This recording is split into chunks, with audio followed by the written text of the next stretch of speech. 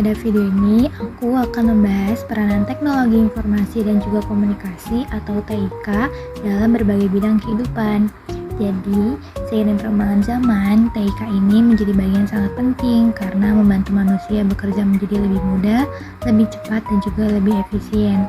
Jadi, TIK ini membantu banyak manusia dalam berbagai bidang, seperti di bidang industri, bidang pendidikan, bidang ekonomi, kesehatan, militer, pemerintah, pariwisata dan budaya, bahkan ke politik. Berikutnya, aku akan lebih lanjut lagi menjelaskan bagaimana peranan TIK yang telah membantu banyak manusia. Jadi, untuk peran TIK dalam bidang pertama adalah di bidang industri. Di bidang industri, TIK berperan dalam membantu proses desain dan juga produksi.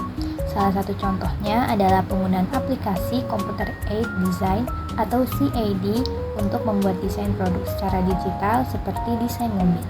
Selain itu, berbagai mesin dan juga robot yang dikendalikan komputer juga digunakan dalam proses produksi. Dengan adanya TIK, proses kerja menjadi lebih cepat, lebih akurat, dan dapat mengurangi kesalahan dalam produksi. Selanjutnya adalah di bidang kesehatan. TIK membantu tenaga medis dalam mengelola data pasien dan memberikan pelayanan yang lebih baik. Salah satu contohnya adalah penggunaan smart card yang menyimpan riwayat kesehatan pasien.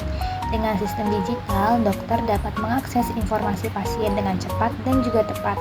Hal ini membuat pelayanan kesehatan menjadi lebih efektif dan efisien. Selanjutnya adalah bidang militer. TIK digunakan untuk mendukung komunikasi, pengambilan keputusan, dan juga pelatihan. Salah satu contohnya adalah penggunaan simulasi perang berbasis komputer untuk melatih prajurit. Nah, dengan teknologi tersebut, proses pelatihan dapat dilakukan dengan lebih aman, hemat biaya, dan dapat memberikan pengalaman yang mendekati kondisi nyata.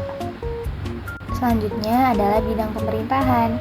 Jadi, di bidang pemerintahan, teknologi ilmu komunikasi digunakan melalui sistem e-government untuk meningkatkan pelayanan kepada masyarakat. Contohnya adalah penggunaan iKTP atau elektronik KTP dan berbagai layanan administrasi yang dapat diakses secara online. Jadi dengan adanya TIK, masyarakat dapat memperoleh layanan publik dengan lebih mudah, cepat, dan juga transparan. Selanjutnya adalah bidang ekonomi. Jadi di bidang ekonomi ini, TIK membantu masyarakat dalam melakukan transaksi keuangan dan kegiatan perdagangan.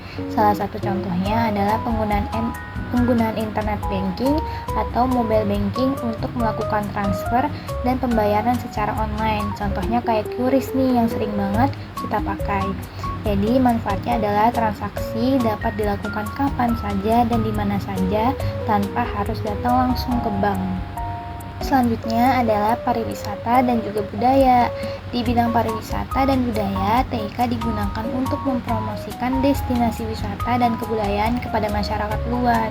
Contohnya adalah promosi wisata melalui website, media sosial, dan platform digital lainnya. Jadi dengan adanya TIK, informasi dapat menjangkau lebih banyak orang sehingga dapat meningkatkan jumlah wisatawan. Selanjutnya di bidang politik. TIK membantu pelaksanaan kegiatan demokrasi menjadi lebih efektif. Salah satu contohnya adalah penggunaan e-voting atau sistem pemungutan suara berbasis elektronik. Teknologi ini dapat membantu mempercepat proses penghitungan suara dan meningkatkan efisiensi dalam penyelenggaraan pemilu. Dan yang terakhir adalah di bidang pendidikan. Nah, ini udah gak asing lagi buat kita nih, apalagi kita juga sering menggunakan Zoom atau Google Meet. Jadi, TIK ini mendukung proses pembelajaran melalui e-learning dan berbagai media digital.